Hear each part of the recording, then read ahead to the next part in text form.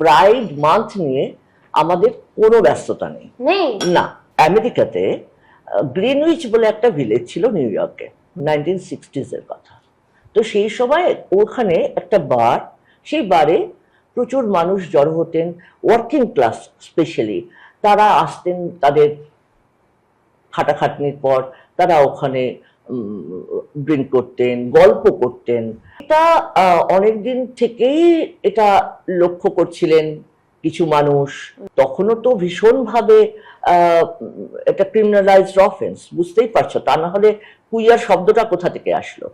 Actually তখন গেদের নিয়ে, queer পিপলদের সঙ্গে সাধারণ মানুষ একটা ডিসক্রিমিনেশন ভীষণ ভাবে ছিল যে কুইয়ার মানুষদের ড্রিঙ্ক সার্ভ করা হবে না।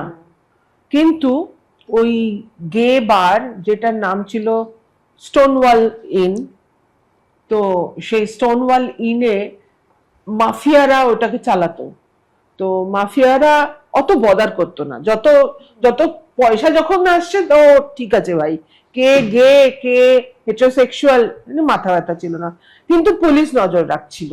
1969-এর 26 জুন এই দিনকে একটা সাংঘাতিকভাবে মানে প্রতিরোধ, বলছে ইনাফ ইজ এনাফ, আমাদের কমিউনিটির মানুষরা তারা রুখে দাঁড়ায় এবং তখন এলোপাথারি গুলি চালায় পুলিশ। আমাদের কমিউনিটির অনেক মানুষ মারা যান। কিন্তু বিষয়টা হচ্ছে যে পরের বছরে ওই স্টোনওয়াল ইনের ঘটনাটাকে মাথায় রেখে কিন্তু 28 জুনে ওই নিউ ইয়র্কে একটা, ওটাকে বলা হয় গে লিবারেশন মার্চ। একই সাথে লস অ্যাঞ্জেলেসেও হয়েছিল, শিকাগোতেও হয়েছিল। বিষয়টা এরকম হলো, পরবর্তীকাল থেকে এই দিনটাকে, শুধু না, এই জুন মাসটাকে বলা হলো যেটা আমাদের গর্বের মাস।